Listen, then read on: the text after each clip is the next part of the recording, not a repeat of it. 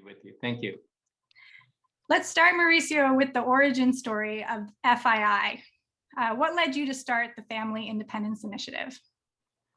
So the background is that I am first generation immigrant from Mexico. My mother and my older sister brought us up here into California when I was about 9 or 10 years old. And growing up in Mexico and then growing up in low-income neighborhoods in the United States, I knew that there was a lot of potential here and that we came here in order to build a better life. Things didn't go real well. Life was very hard for my mother and for my sister.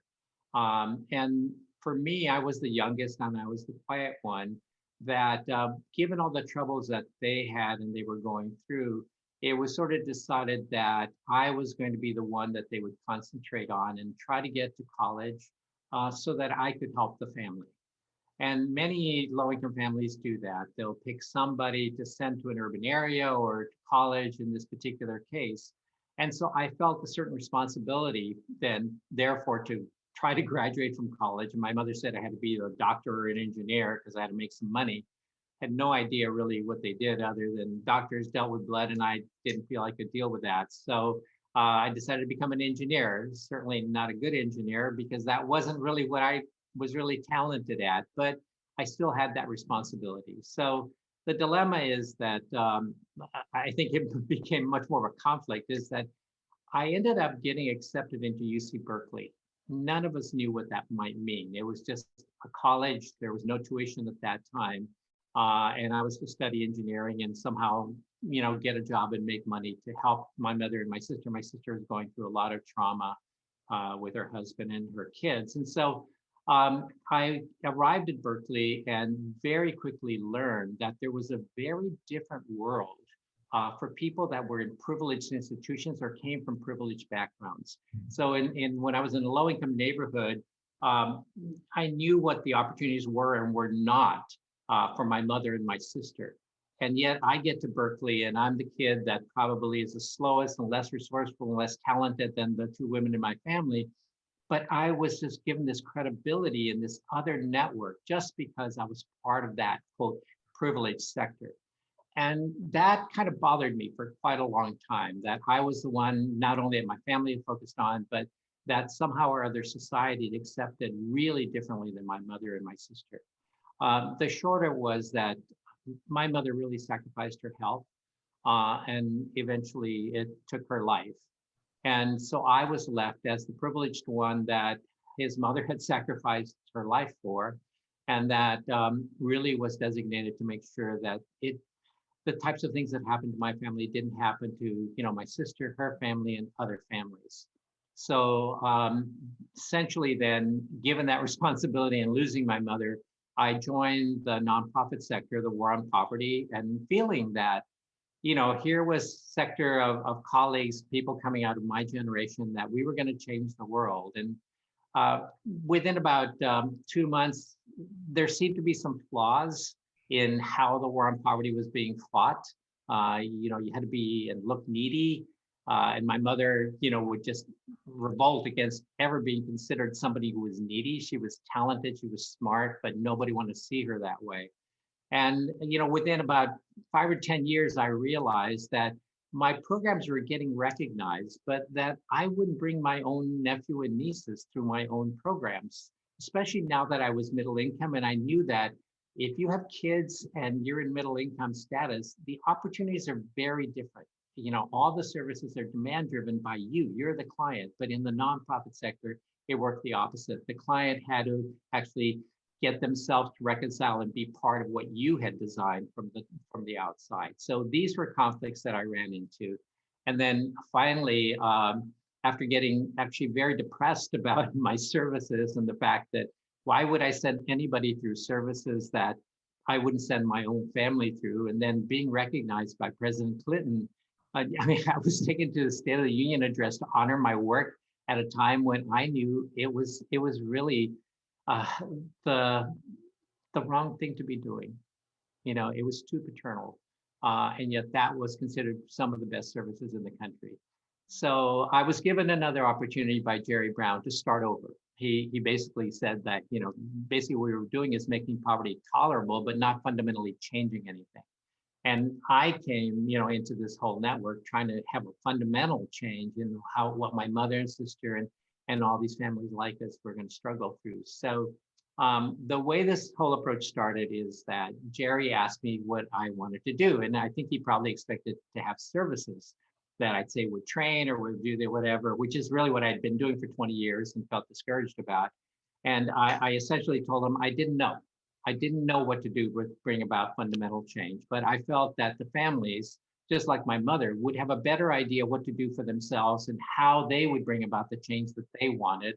And so I told them, so I was an engineer and I like data, and if you help me put an online platform to track the data, what families do every month, I knew what my mother did every month.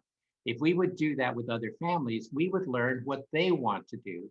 And from that data, we'd understand maybe what our role as outsiders could be to be supportive of that. And I told them, so I promise you there will be no programs, no staff will advise or counsel. This is a learning project to learn what families would do for themselves.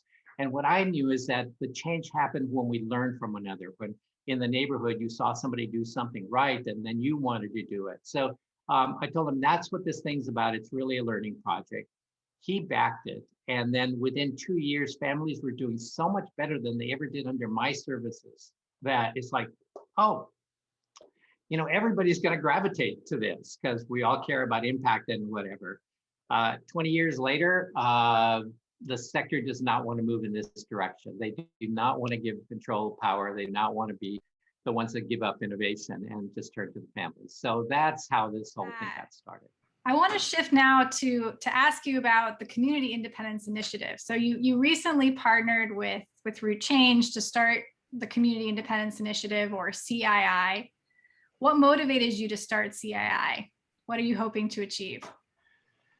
So one of the dilemmas I've had ever since I started this, which is 2001 when Jerry Brown kind of helped me to begin this whole thing, is that there's been a lot of resistance in the social sector from funders and nonprofits to this approach.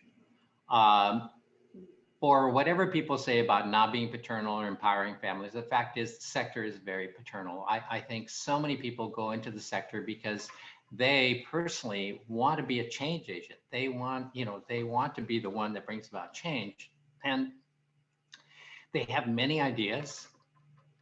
And often because they are in nonprofits coming from privileged backgrounds or networks, they get access to resources that the families don't. So it's true, they have a set of access that the families don't have, and they want to apply that. But it actually kind of undermines, like my mother, people would offer my mother money. They knew she was poor and whatever, they'd offer free clothes or money, and she would just be so offended. I'm not a charity case. I can build our life. She was a great dress designer. She would make dresses for quinceañeras, and her best friend would sell tamales and everything. I mean, there was a lot of entrepreneurship in our community, in all of these communities. And that it was, that entrepreneurship and that initiative and talent was everywhere. But what was happening as I was running this project was that every one of the funders and policy people wanted to give credit to the nonprofit. They essentially felt that the families can't be doing this because of their talent and resourcefulness. It must be because of FII. All right. And then the other piece was that it is so targeted at people of color and women, that we are the takers of societies all over the world. And so that really bothered me a lot too. So the global South, right? It's primarily people of color that we don't trust. And so one of the things for me was that while we were having a lot of success in the neighborhoods that are immigrant and refugees, while we had a lot of success in neighborhoods in the US, that given the broader economy, it was hard to get the data as to what the full capacity was of these families. So what I was getting is that families that were coming from different countries, whether it was Colombia or Liberia or whatever, were saying, this approach would work in our home country, that, we don't bring programs, whatever, our people know what to do. We do help each other.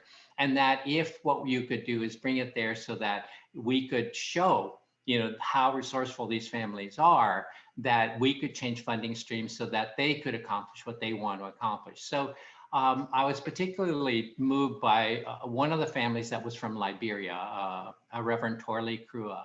And he basically asked my board chair and everything, could you come to Liberia and start this approach? And my board was very resistant. But I was really interested. And so eventually then I decided to leave FII and to really look at how I could collect data internationally. And obviously Liberia, and actually I went to Colombia also, were targets. And so when I went to Liberia, which is one of the most impoverished nations in the world, that, I expected to see, what we see on the roads with people begging and whatever. This is in the US, right? So it's like, okay, so what are we going to see over there? And I get to Liberia and I don't see any panhandling. I don't see any of that. I see that there's, poor roads, no electricity, very little safe water, whatever. But I see people making the best of whatever they have. And that's what I saw my mother and my sister doing. For whatever they had, they would make the best of it. And so then we start interviewing the families there, and they start telling us, that again, they know what to do to get their lives together. And yes, they would welcome us unless we're a loan program or somebody to tell them what to do. But I told them, no, we would want to learn from you. But we also want you to then be the role models for other people in other countries. And they have never been in an opportunity where they could be the experts. And I knew that my mother and my sister were the only experts of our life, and certainly with our friends, they had an influence. So essentially then decided to go to Liberia and other countries, and that we, however, needed to work with somebody. I didn't want to run an organization. I've never felt that you can't change poverty for 6 billion people that are in and around poverty through any centralized organization. It has to be them. And so what I was looking for is a partner that actually really was in the same place in terms of values, that really trusted and believed that the families could do it, but also could convince others, especially NGOs, that this could happen. And I ran into Root Change.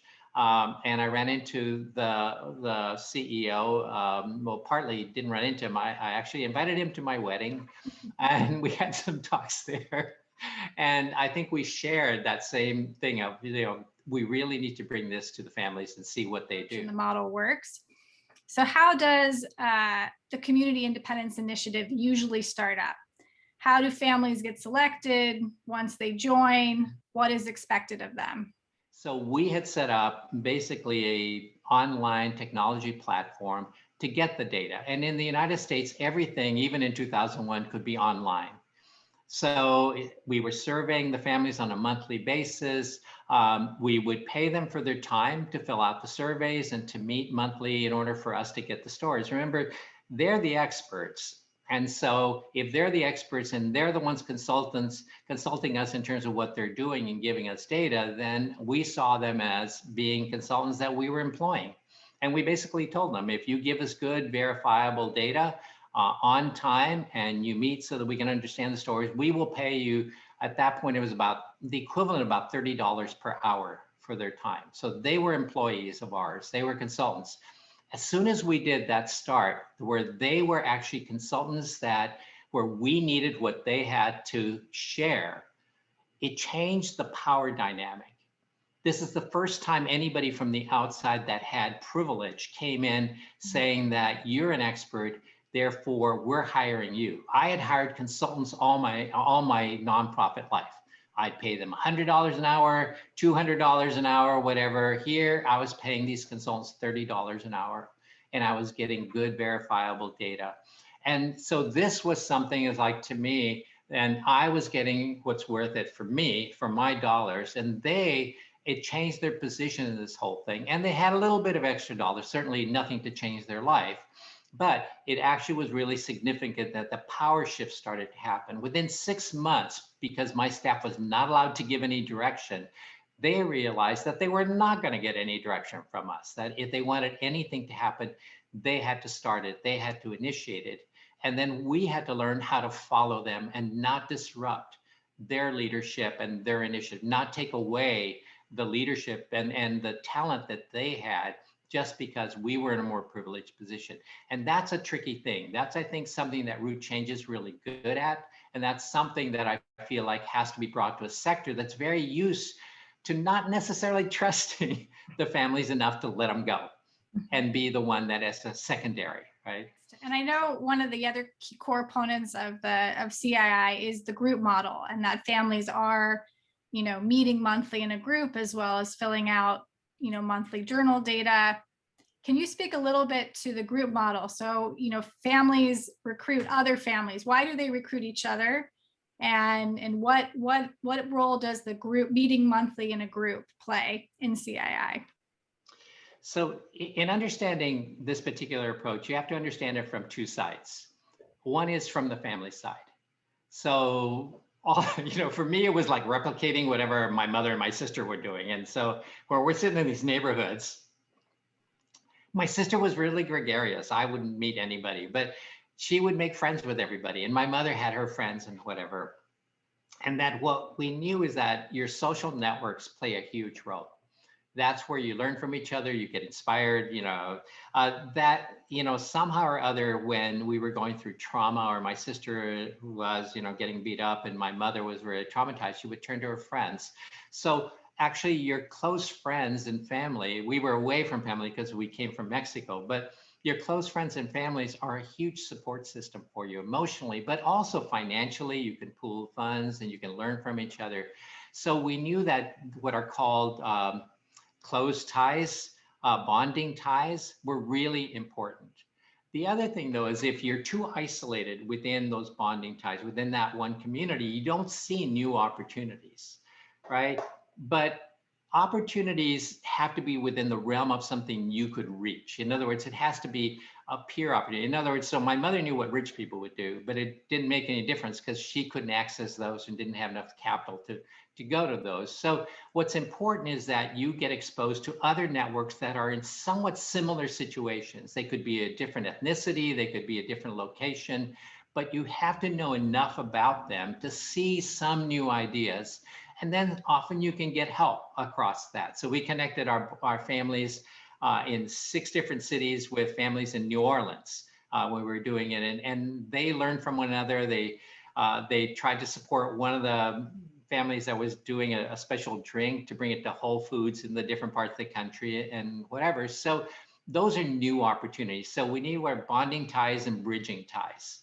So if that is sort of what people need, for themselves, then what we felt we needed to do was to enroll a family, let's say, and normally we pick one family that was represented one part, and we tell them, you go find 5 to 10 other families that are friends of yours, that are, close ties, more of that bonding tie thing, that you could tell your personal stories in front. Because remember, we want to understand what is actually happening in the family. And so that's something that they have to self-select. We do not select I tried that in my social services, picking who the groups were, because, for my mother, groups were a big thing. And so we said, no, you have to pick them. And then that's sort of your core group. That was the refugees from El Salvador, okay? The other thing, though, is that we needed to have other ideas come in. So what we would do is then pick another family from either a little different area, maybe a different ethnicity, maybe, whatever that demographic might show. And certainly in Liberia, it's the same thing. It's like different social networks. And each of the seed families that we call then finds 5 to 10 other families that are close friends. But then we have group 1 that sort of has kind of these ideas, and they're doing farming in Uganda, and another one is kind of selling trinkets for the tourists. And there's some correlation in terms of what families do, but they also do a diversity of different things. So now we move to from our perspective then, what we want is a sample from a region. So both the families need it from their perspective, and we need it in terms of saying, okay, we let families self-select. This is not random selection. We don't think that really works well when you're counting on ties, social networks. So what we want is actually a good diversity of what makes up a community. So in Boston, I knew we started with Latinos from different parts of the countries. We had Cape Verdeans. We had, different representation that was in Boston, and then realized that these networks were forming, but we didn't have anybody that somehow or other Haitians were not involved. And so we had to go find a seed family from Haiti, and they were able to kind of put a group together. So the diversity was important for us, both in the United States, and then diversity in terms of saying this is a sample. You don't have to do it randomly, but you do have to get a kind of in some ways, a sample of the variety of experiences, whatever, within, again, people that are fighting in the same circumstances, struggling in and around poverty. So that's kind of where the social network piece comes in. Mm-hmm. That's a great explanation. I think helps to demonstrate too how CII gets started in different contexts, in different communities. So for both FII and CII, these are described as peer-driven change models. Interested to hear, what makes this approach peer-driven, and how is it different? How is it different than other traditional development programs or social service programs out there? This whole approach comes out of what I learned historically, especially in the US. So my family came to this country because we heard, Black townships have been built, Chinatowns had been built, that there was an opportunity based on merit that you could actually get ahead and do something. And so I was always really curious as to, in particular, the Black townships. And that I knew that somehow or other, if we hadn't destroyed them, that would have been really a fundamental piece of change for, African Americans or the Black community, and that it would have shown. I mean, if you can build Tulsa and become the Black Wall Street and build colleges and whatever coming out of slavery when everybody was against you, that there's obviously capacity there. I look somewhat Asian, and so I was very aware of the Chinatowns and how they worked. And so again, historically, what I had seen is people come together. There were no programs, no war on poverty or whatever, but historically this had always happened. That was the reason we were up here. And so for me, then it was really trying to understand, if I was embarrassed being at the State of the Union address because I didn't think we were running good services, then what is it that I believed in? And for me, it was sort of what I had seen, but I didn't know that, I didn't understand the elements that made up what we are now calling peer-driven change. And I think in getting help from Bridgespan and some other consultants and people that were kind of aligned with us, including Root Change, that what we learned is that history has shown us that there are three underlying elements to the change that we have seen historically. One is self-help. My mother had ideas on what we were going to do with our family, and you're going to college, and we're going to get your sister out of this marriage, and so she had her own plans, and she then worked really hard at it, working 2 jobs, doing dresses, whatever it was. There had to be that self-help, that self-initiative that people have, and that you see people struggling with that. Sometimes they get really depressed and won't do something for a while, but ultimately everybody, especially if they see somebody like them getting ahead, they'll try to do something. So that's one element, the self-help, personal self-help element. The second piece is what I mentioned, is that my mother, with her friends, with Camilla and stuff, we would notice if somebody sent their kid to college. So my mother knew some people have gotten their kids to college, and that for some reason, the University of California at that time had no tuition. So you can apply to any of the California schools and you might get in, right? So that we learned from friends. Nobody had a training program for that. My counselor was terrible in my high school. I don't think he thought I'd get anywhere. But essentially that was all self-learned. And so the networks then became really important, but mutuality was really what we saw. I mean, how do you build an entire town right after the Emancipation Proclamation? Here you had people pooling their funds together to buy a little parcel of land, start a hair salon or whatever it was. And again, there were no training programs or whatever, but this is all people working together.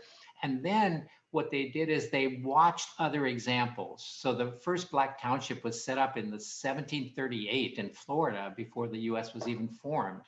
And that the vision of that had permeated into the Carolinas and other slaves. Is like, if they can do it, we could do it, that type of thing.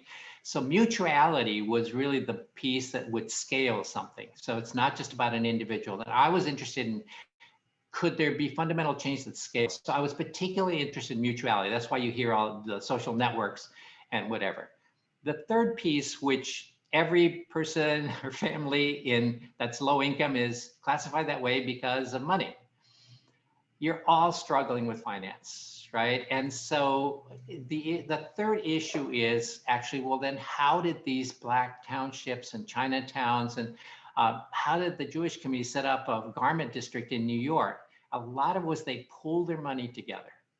They worked together, they shared skills, they shared money and whatever. And sometimes there was somebody that was richer that would invest in whatever they were doing. But the core of it was that people pooled their money. So finance was really an important piece too.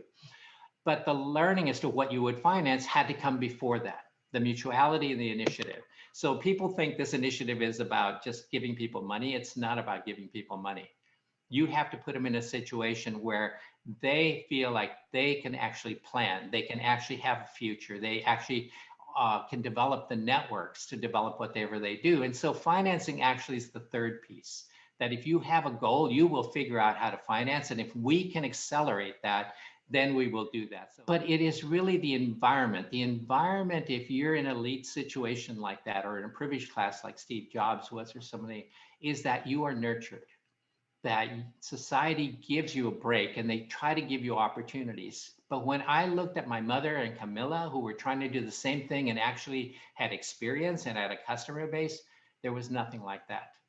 There was nowhere near the support system. Not only that, they were basically discouraged from that. They said, go get a better job, go do something else. And if you do it, it's illegal.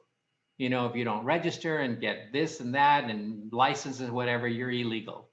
And so despite that discouragement or whatever, you know, people that are very low income in the United States and certainly informal economies around the world continue to go, but we don't give them the kind of support we give to the elite. And that really bothered me a whole lot. And I feel like that's sort of what we're trying to also tackle. Besides creating an environment and understanding what happens, you know, what are the elements of change, that we actually have to take into consideration that these families that are struggling in and around poverty, 6 billion, that they're in an environment that discourages them.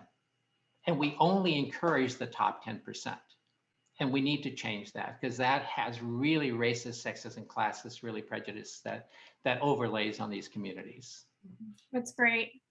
Any last or final words that you have, Mauricio, that you'd want to share? Anything you think we missed from our conversation?